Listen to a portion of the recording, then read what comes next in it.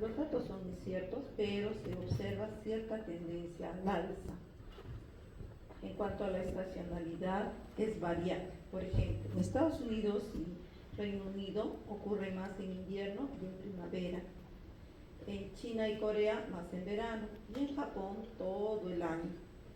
Todos estos aspectos, sobre todo estos dos, ¿no? La variación geográfica y la estacionalidad variable, nos hacen pensar que en la posibilidad de que intervenga algún agente infeccioso en la fisiopatología de esta enfermedad. La etiología, lo vuelvo a decir por tercera vez, es aún desconocida. Hay varias teorías, pero hasta la fecha no hay una específica. Se han postulado varias teorías, dentro de ellas, por ejemplo, tenemos esto, ¿no? Que probablemente hay una activación del sistema inmune por un agente infeccioso en un paciente genéticamente predispuesto. En segundo lugar, se ve que el daño del vaso ocurre por una infiltración de células inflamatorias en los tejidos vasculares. Como un tercer punto, se ha encontrado infiltración de neutrófilos, linfocitos, T, CD4, eosinófilos, macrófagos y células plasmáticas productoras de inmunoglobulina A. Y por otro lado también se ha observado cierto factor genético, ya que tenemos el dato que es más en niños de ascendencia asiática y se ve también una mayor frecuencia en hermanos, ¿no? Si hay varios niños, si hay un niño con Kawasaki y hay varios niños alrededor, se ve que los hermanos tienen una predisposición de 10 veces más en comparación a otros niños. Ampliando un poquito lo que es la etiología, podemos postular estos cuatro grupos de causas. En el primer lugar, observamos acá el involucro de superantígenos, ¿no? Donde se ha asociado esta proteína de choque térmico, la HSP60. Esta proteína sería de alguna manera la responsable de actuar como un superantígeno, induciendo una gran producción de linfocitos que a su vez producirían linfocinas responsables de toda esta reacción inflamatoria. Eso en primer lugar. En segundo lugar, iríamos hacia la disbiosis. Se ha visto que estos niños, todos los niños que se han estudiado, sobre todo el sobrenadante de sus heces, y se ha estudiado su flora bacteriana, se ha encontrado una disbiosis con un incremento de gram positivos, como ven allá. Tenemos streptococos, peptostreptococos, estafilococos, y por otro lado también se encuentran algunas bacterias gram negativas, pero con una disminución de los lactobacilos que son básicos, ¿no? en la microbiota normal. Toda esta alteración en la flora bacteriana implica una reducción del ácido butírico, que es un ácido graso de cadena corta, que también está muy relacionado en la inmunotolerancia de alguna manera. El otro grupo de causas serían los trastornos nutricionales, como vemos acá, que son la deficiencia de vitamina D, muy asociada, como sabemos, la vitamina D a lo que es inmunocompetencia, y la deficiencia de hierro, que ya hemos visto también que es un factor de protección en muchos niños. Y en el cuarto lugar encontramos la predisposición genética que hemos comentado. En cuanto a la predisposición genética, se ha hecho toda una cuantificación y estratificación de genes asociados a la enfermedad Kawasaki, como por ejemplo estos genes, el primer grupo que está asociado a la activación de células T, el otro que está asociado a la señalización de las células B, el grupo asociado a apoptosis, a señalización, y este último grupo que es un grupo asociado al inositol, y que es un grupo de genes que están, de alguna manera son comunes a las enfermedades del colágeno. De allí que también se piensa que hay un factor por allí relacionado también a la enfermedad de Kawasaki. Analizando la fisiopatología, podemos ver que, como les digo, si el estímulo aún es desconocido, no sabemos si son toxinas bacterianas, superantígenos o hongos virus, pero la cuestión es que ese estímulo desconocido va a desencadenar una cascada inflamatoria con activación del sistema inmune, tanto innato como el adaptativo. Entonces, en esta lámina intentamos describir lo que es la respuesta inmune de tipo innato. Entonces, se ve que las toxinas, cualquier agente externo, va a desencadenar la activación de estos patrones moleculares asociados a patógenos, y por otro lado también habría una activación de los patrones activados asociados a daño. Estos dos tipos de patrones anormales, los dos juntos, desencadenarían la activación de este inflamosoma que se llama el NLRP3, el cual a su vez desencadenaría la liberación de todas estas citoquinas, ¿no? Tenemos la interleucina 1, la 18, la 6, el interferón alfa, el factor de necrosis tumoral gamma, la interleucina 8. De todos estos, el más importante, tenemos acá la interleucina tipo 1, que tiene efectos inflamatorios directos sobre las células endoteliales de las arterias coronarias. Eso es muy importante, ¿no? Si en algún momento dicen, ¿quién es la interleucina asociada principalmente al factor de daño en las arterias coronarias? Interleucina 1. Y en cuanto a la respuesta inmunitaria adaptativa, tenemos que hay un aumento en el número de células plasmáticas, que lo mencionamos, y que son productoras de inmunoglobulina A, la cual se ve que está depositada en los tejidos y paredes vasculares de arterias coronarias. También se ha descrito autoanticuerpos dirigidos contra la matriz miocárdica endotelial y extracelular, y también hay un dato que nos hace pensar en esta intervención, porque después de administrar la gamma globulina endovenosa, hay una expansión de las poblaciones de células T, las células T reguladoras, y a su vez una normalización del factor activador de células B. Yendo a lo que es manifestaciones clínicas, tenemos las siguientes, ¿no? Primero, la fiebre tiene que ser una fiebre mayor de 38,5 y que dure más de 5 días. Sin tratamiento puede durar de 1 a 3 semanas. Luego tenemos lo que hemos mencionado, un eritema de labios y mucosa oral que se presenta en un 90%, es una manifestación muy frecuente. 90%. Eritema de labios, mucosa orofaringea, descamación, grietas y fisura en labios y la lengua de fresa. Otra manifestación es la conjuntivitis bilateral no exudativa. O sea, es una conjuntivitis que no tiene secreción y que respeta el limbo. No sé si logran ver, pero el limbo por aquí está libre de eritema, ¿no? Entonces hay un pequeño halo blanco rodeado de la inyección conjuntival. Puede haber también fotofobia, uveitis en un 70% y hemorragia subconjuntival y queratitis. En cuanto a la erupción cutánea, es de tipo polimorfo. ¿Qué significa polimorfo? Que puede adquirir diferentes formas, ¿no? Y esta se presenta en los primeros 5 días, abarcando un 70 a 90%. O sea, también es una manifestación frecuente junto a la conjuntivitis. Entonces, estos diferentes patrones pueden ser lesiones maculopapulares, ¿no? Difusas, puede ser un exantema de tipo escarlatiniforme, multiforme, urticariforme, micropustular en tronco y extremidades. Y luego, bueno, luego de un tiempo hay una descamación. Otro criterio diagnóstico es el edema en extremidades, que ocurre ya en menor frecuencia, ¿no? Acá tenemos, va del 50 al 85%, y es la última en aparecer. Es un edema duro, eritematoso, en dorso de manos y pies, con una descamación de dedos de manos y pies. Ahora, la linfadenopatía. Esta linfadenopatía cervical ocurre en el 25 y 70% de los casos, es la menos frecuente, y principalmente son ganglios cervicales anteriores y generalmente es unilateral.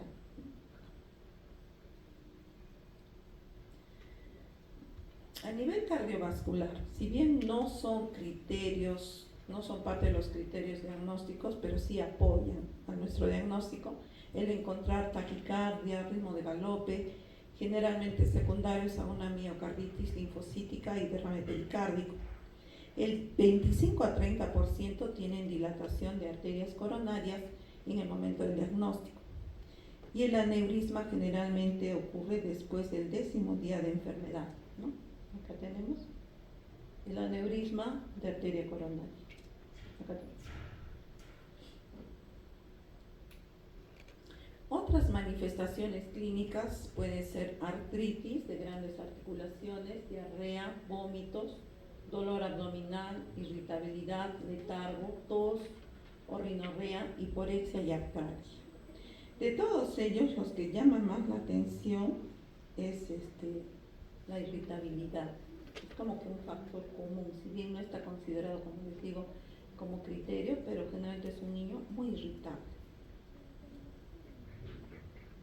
Aquí es lo mismo, pero dividido en fases, ¿no? En algunos casos van a encontrar que la enfermedad de Kawasaki está determinada, dividida en fases, ¿no? Entonces, la primera fase sería la fase aguda, que dura de 1 a 2 semanas, la subaguda de 2 a 4 semanas y la convalescencia de 4 a 8 semanas. Entonces, por el medio de este cuadrito es casi lo mismo, pero, por ejemplo, podemos ver que en la fase aguda, 1 a 2 semanas, que hay fiebre, las plaquetas como que todavía están normales con cierta tendencia a aumentar, la artritis, ¿no? Casi no hay, recién al final un poco que intenta subir.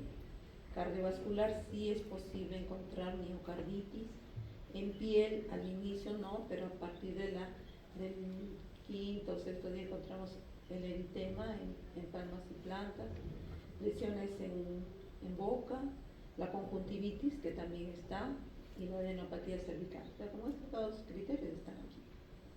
Y ya en la siguiente etapa, por ejemplo, ¿qué es lo más llamativo acá? Si bien sigue la fiebre, las plaquetas están en subida, posteriormente hay una disminución, pero en el punto álgido están elevadas. Aquí es donde ocurren más los aneurismas, como hemos dicho, a partir del 10º día, la descamación, y en la etapa de convalescencia, más que nada, las lesiones en uñas. Como exámenes auxiliares podemos tener todo esto, ¿no? La PCR elevada con valores mayores de 3 gramos por decilitro, la velocidad de sedimentación globular mayor de 40, generalmente hay trombocitosis mayor de 400.000, leucocitosis más de 15.000 con neutrofilia, anemia que está diagnosticada, como saben, de acuerdo a edad, sexo y altura sobre el nivel del mar. Hay leve aumento de transaminasas, disminución de la albúmina por debajo de 3 gramos por decilitro. Podemos encontrar ferritina, dímero D elevados, pero en una cuantía, no, una leve cantidad, no es una cosa llamativa. Hay hiponatremia y podría haber elevación del péptido natriurético cerebral. Otro examen auxiliar indispensable de hacer es la ecocardiografía para buscar por los aneurismas, ¿no? De arterias coronarias. Podemos encontrar también derrame pericárdico, cardiomegalia, miocarditis. ¿Cuándo debemos solicitar la ecocardiografía?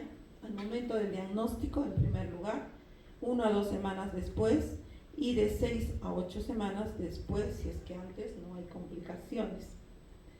Y se han encontrado algunos factores de riesgo para desarrollar lesión en la arteria coronaria. O sea, ¿qué factores nos hacen pensar que este niño puede hacer un aneurisma coronario?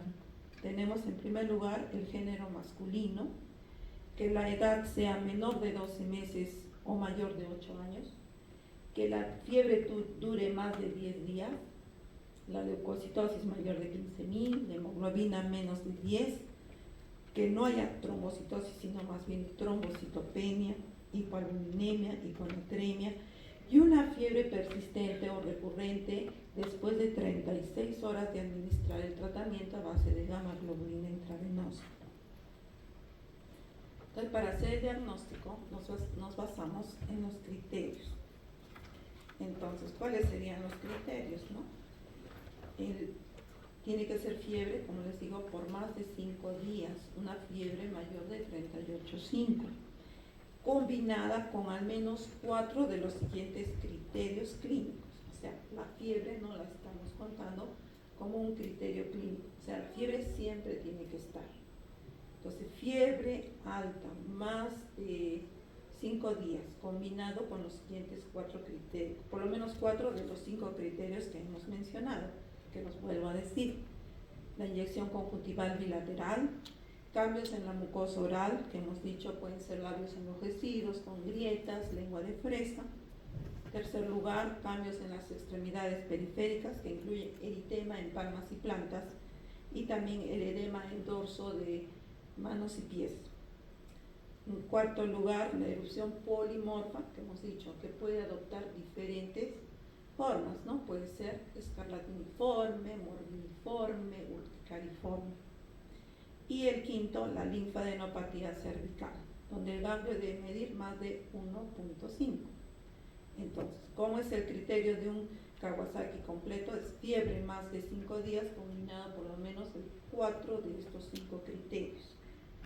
¿Qué importancia tiene todo ello? Si nosotros hacemos un diagnóstico temprano de enfermedad de Kawasaki, podemos administrar la globulina dentro de los primeros 10 días y evitar que este niño haga aneurismas de arterias coronarias. Esa es la importancia. Pues hemos puesto un rojito ahí para que no se olvide la importancia. Entonces, repitiendo el Kawasaki completo, se puede dar de 2 formas. Uno, el que hemos mencionado, fiebre más de 5 días más 4 de los criterios clínicos mencionados, y en segundo lugar puede ser una fiebre ya no más 4 sino más 3 manifestaciones clínicas y más dilatación de arterias coronarias. Entonces, otra forma de decir que es un Kawasaki completo. O sea, ya no son los 4 criterios, son 3 más aneurisma de arterias coronarias. Y decimos que hay aneurisma cuando el diámetro absoluto es de 3 milímetros para niños menores de 5 años o de 4 a más milímetros en niños de 5 años. Y de todas maneras siempre excluyendo otras enfermedades febriles. Y de otro lado hablamos del Kawasaki incompleto, ¿ya? Entonces acá tenemos 2 opciones. Eso sí, pregunta examen.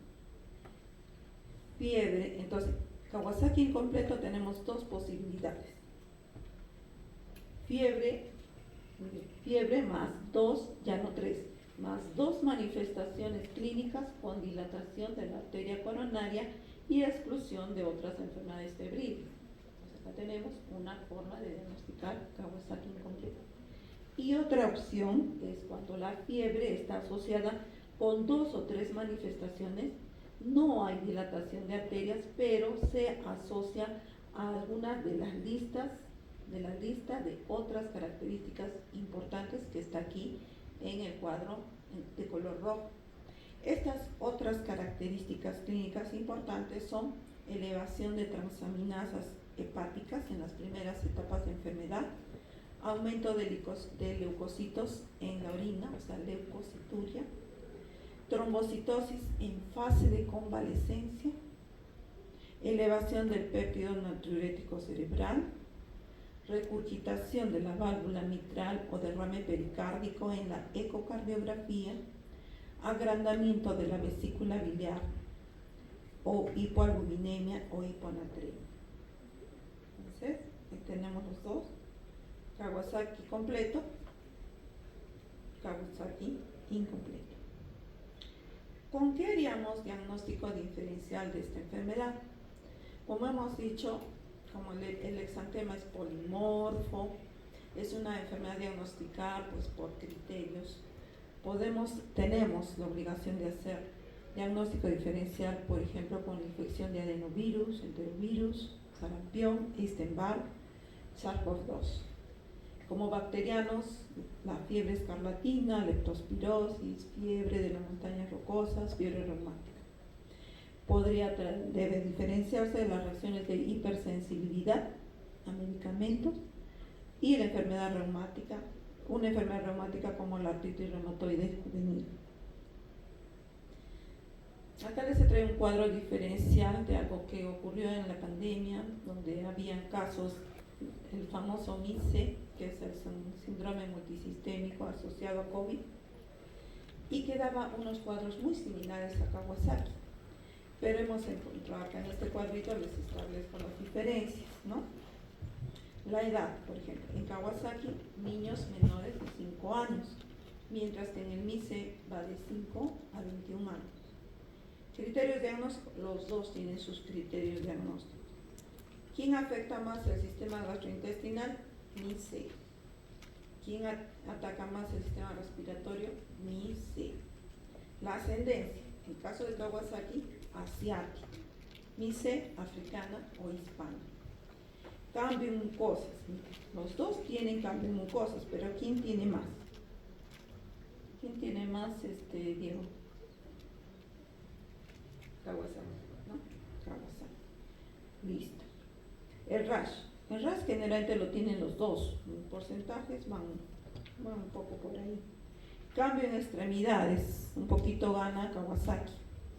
Linfadenopatía. ¿Quién tiene más linfadenopatía? Es casi igual.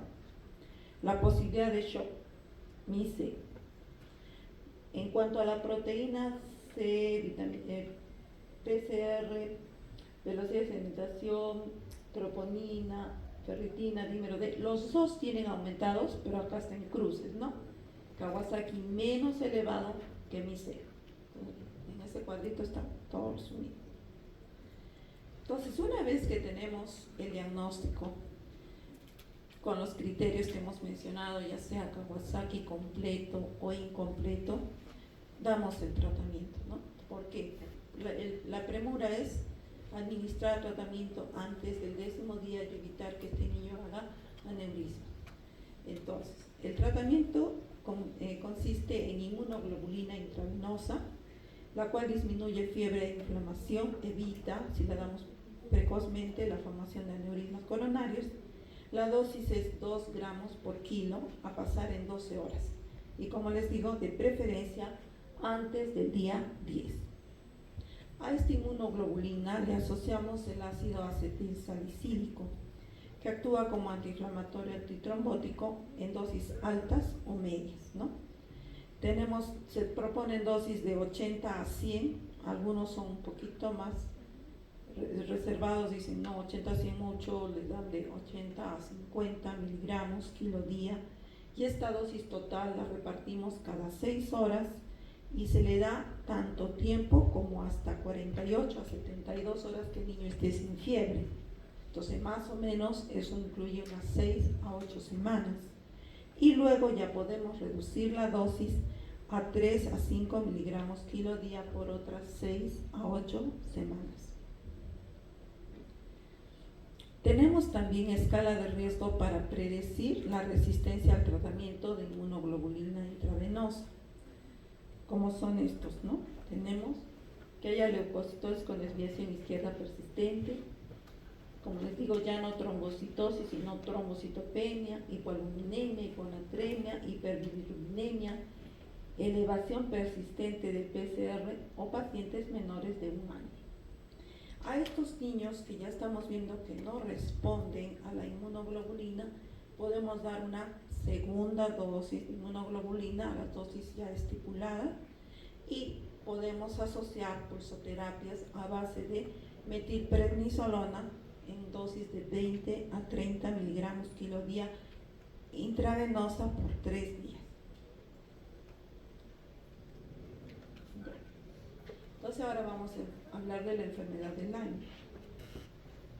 La enfermedad de Lyme, o también llamada borreliosis, es una enfermedad compleja, un poco rara para nosotros, y que tiene manifestaciones cutáneas, articulares, neurológicas y cardíacas, cuya lesión específica patognomónica es el eritema crónico migratorio, como lo ven aquí, ¿no? Aquí, ¿no?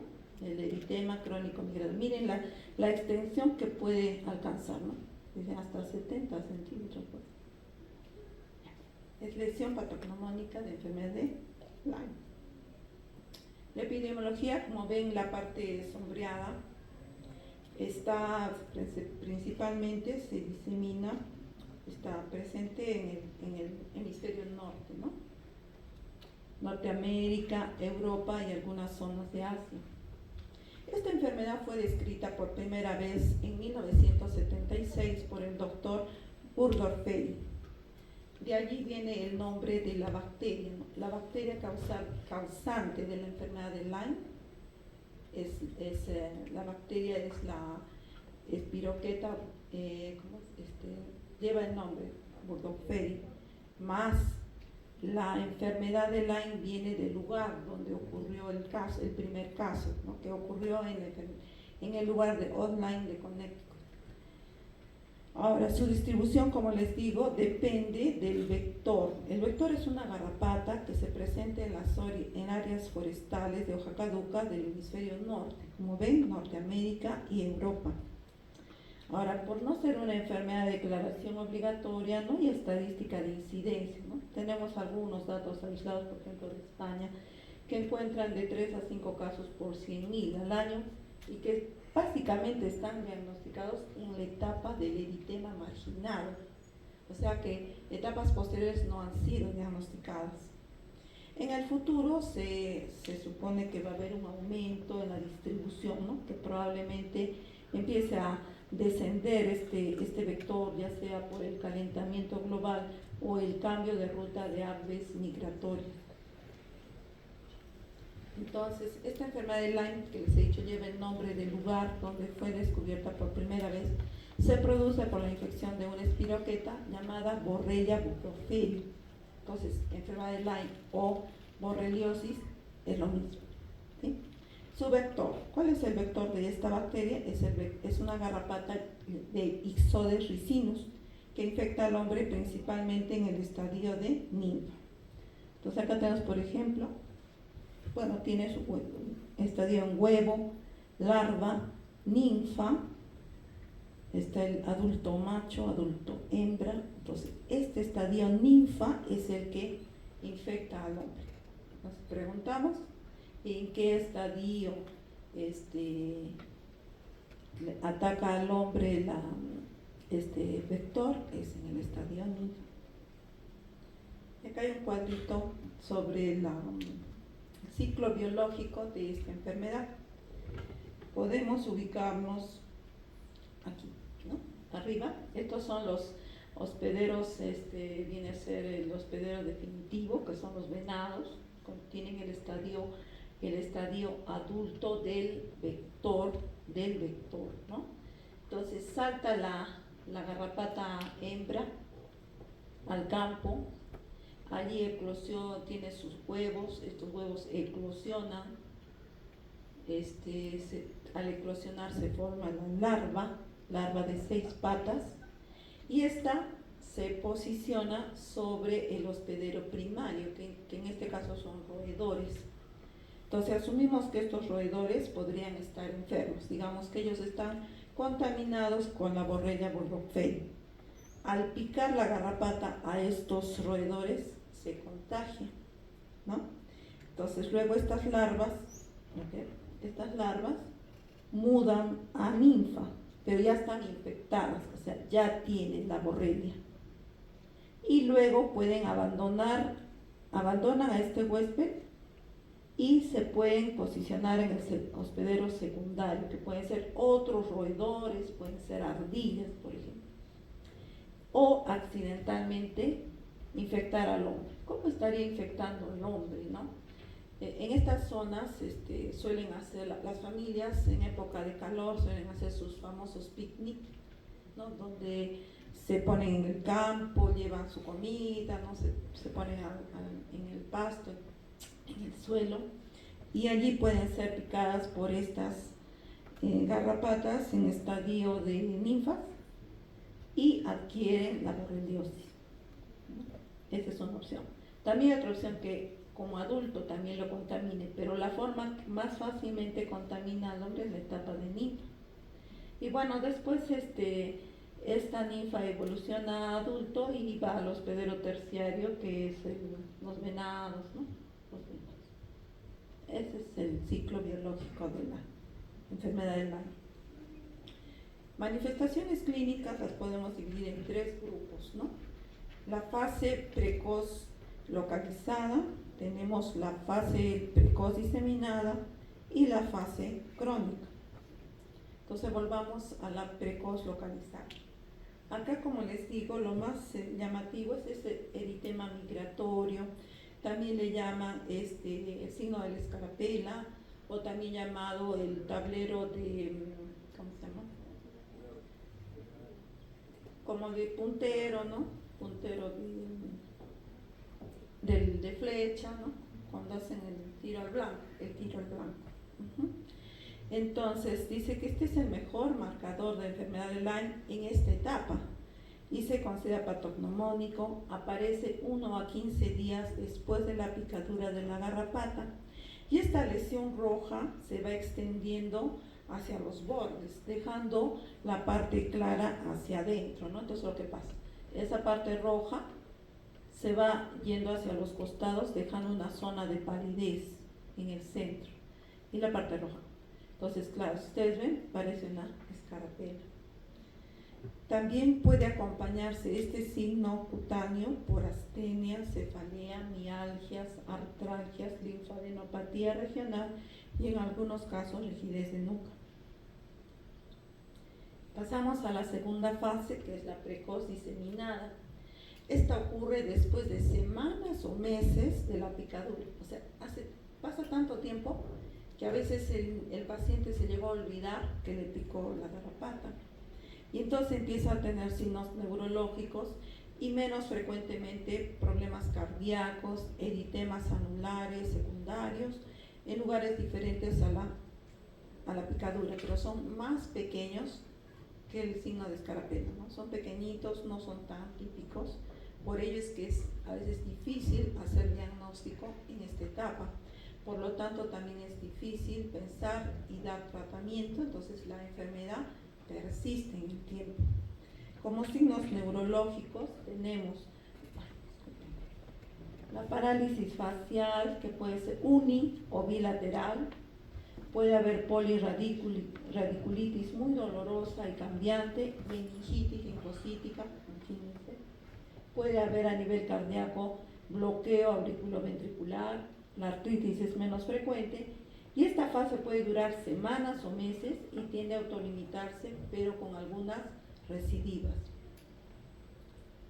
Si sigue la fase, si sigue la enfermedad, pasamos a la fase crónica, donde ocurre luego de meses e incluso años. Puede no estar precedida por las otras fases y da manifestaciones articulares, neurológicas y cutáneas. Puede no estar precedido, es de alguna manera relativo, ¿no? Porque puede ser que lo haya tenido y no se ha dado cuenta. Entonces, como característica neurológica puede haber encefalopatías, ¿no? Tener trastorno de sueño, pérdida de memoria, baja el estado de ánimo, puede haber cuadros semejantes a esclerosis múltiple, demencia, polineuropatías, radiculopatías. A nivel articular podemos encontrar oligoartritis intermitente que persiste durante años, más frecuente en la rodilla, con aumento de volumen, calor local y dolor leve. Las cutáneas en esta fase son poco frecuentes. Teniendo estos datos y la sospecha diagnóstica, se puede hacer cultivo, pero realmente este cultivo es poco útil, de bajo rendimiento y baja sensibilidad. Entonces, lo más adecuado es hacer las técnicas serológicas, que se hacen en 2 fases. La primera fase hacemos una ELISA o una inmunofluorescencia, que es así, tienen alta sensibilidad. Si salen positivas o dudosas, pasan a una segunda fase. Y si sale negativo, pero hay cuadro clínico compatible, se vuelve a hacer la prueba en 3 a 6 semanas. Si persisten negativas, hay que considerar otros diagnósticos como son sífilis, infección por Epstein-Barr, VIH o lupus. La segunda fase consiste en pruebas más específicas como Western blot o inmunoblot. Y si resultan positivas, el paciente está verdaderamente infectado y debe recibir tratamiento. Y este es el tratamiento, que de acuerdo a la afección, el lugar, tenemos diferentes posibilidades, ¿no? Entonces acá tenemos, por ejemplo, si la infección es de tipo precoz, sea local o diseminada, la alternativa es doxiciclina en las dosis mencionadas, que es 4 miligramos kilo día, dividido en 2 dosis por 10 a 14 días, o alternativo la amoxicilina. Si es alérgico a la amoxicilina, ¿cuál es nuestra opción? ¿Qué dice? Macrólidos, ¿no? Acá tenemos eritromicina, citromicina y bueno, también se postula cefuroxima como cefalosporina. Si la patología es neurológica, el tratamiento es parenteral, ¿no? Ahí sí es parenteral, ya sea ceftriaxona, cefotaxima o penicilina G sódica, todo es parenteral. Si hay parálisis facial asociada, aislada, solo parálisis facial, alternativa doxiciclina. Y si hay artritis, la doxiciclina o amoxicilina y furoxina. Como ustedes ven, dice ahí, en menores sobre todo de 8 años, ¿listo? En menores, reemplazar la doxiciclina por amoxicilina. Después más decir por qué. Y ahora volvemos al caso clínico mencionado. Entonces, lo voy a repetir para los que llegaron luego. Se trata de un niño de 2 años, sexo masculino, quien desde hace 6 días presenta fiebre cuantificada en 39 grados e irritabilidad. Hace 5 días presenta enrojecimiento de ojos y erupción, según la mamá, en tronco y abdomen y lesiones en boca. En cuanto a antecedentes, tiene el esquema de vacunación completo, es hijo único al cuidado de la madre, no va a ningún jardín y sus padres tienen ascendencia asiática. Ahí está el examen físico que lo mencionamos, una frecuencia cardíaca de 100, respiratoria de 30, satura bien, peso 12 kilos, talla 85 centímetros, o sea, está nutrido, no tiene problemas de desnutrición. En la piel observamos este exantema, máculo papular de aspecto escarlatiniforme en tórax y abdomen. Los ojos tienen una inyección conjuntival bilateral sin secreción. En boca encontramos una lengua frangosada con grietas en labios. Encontramos un adenomegalia en nado cervical derecho de 1.8 centímetros. El tórax móvil, no hay ruidos agregados. A nivel cardiovascular todo está normal. Y encontramos, como le dije al niño, si bien está despierto, les dije, está irritable, ¿no? Que no lo había puesto eso, ¿no? Está irritable. Y en las extremidades encontramos edema de manos y pies. Pues ahora ya con toda la explicación, ahora sí lanzamos nuestra impresión diagnóstica y sustentamos, ¿no? A ver, Diego, tú dijiste escarlatina. ¿Sigues pensando que es escarlatina? ¿Por qué no se ve escarlatina? No, claro. Aparte estamos diciendo que es un niño que está en su casa, no tiene contactos, no hemos dicho que los papás están enfermos, ¿no? Entonces ha hecho un Kawasaki. Ya, Cristian, tú dijiste que eran un Kawasaki. ¿Cuáles son los criterios aquí? Menciónalos para que ¿es un Kawasaki completo o incompleto?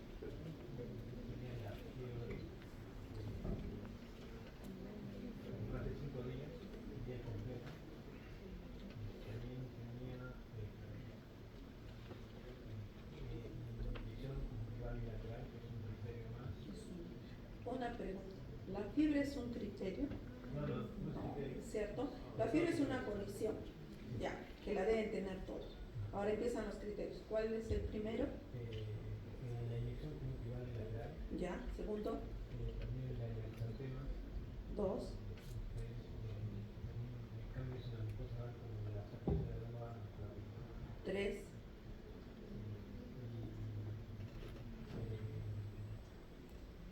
¿Qué más hay?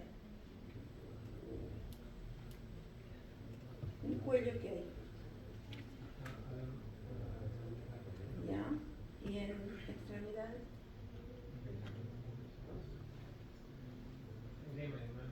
Entonces, ¿es un Kawasaki completo o incompleto?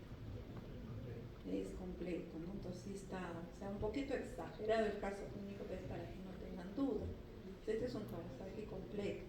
Entonces les vuelvo a repetir, pasa a veces no está completo. Entonces ustedes, ¿qué le falta? Ya, es incompleto, pero ¿qué le falta? ¿Qué más le tengo que pedir o qué tengo que descartar?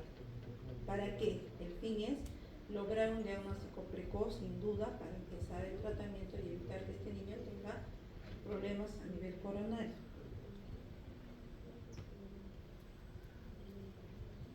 Ya, acá están sus exámenes auxiliares, ¿no? Es un niño que tiene hemoglobina 10.8, leucocitosis, tiene más de 18.000, con bastones 0, segmentados 75, linfocitos 25, plaquetas 450.000, BSG 50, PCR 4.5, TGP 50, dímero D en 0.4, ferritina 50, troponina 0.03, el examen de orina con leucocitos 15 por campo y la inmunoglobulina, los anticuerpos para SARS-CoV-2 negativos. Con eso, ¿confirmamos? Bueno, confirmamos, ¿no? Entonces vamos a decir las conclusiones. En primer lugar, que la enfermedad de Kawasaki es una enfermedad febril aguda de etiología desconocida aún y que presenta vasculitis que afecta vasos de mediano y pequeño calibre y especialmente tener cuidado porque puede causar aneurismas en arterias coronarias. Que es importante hacer un diagnóstico oportuno para evitar complicaciones, en especial la que estamos mencionando, los aneurismas de arterias coronarias.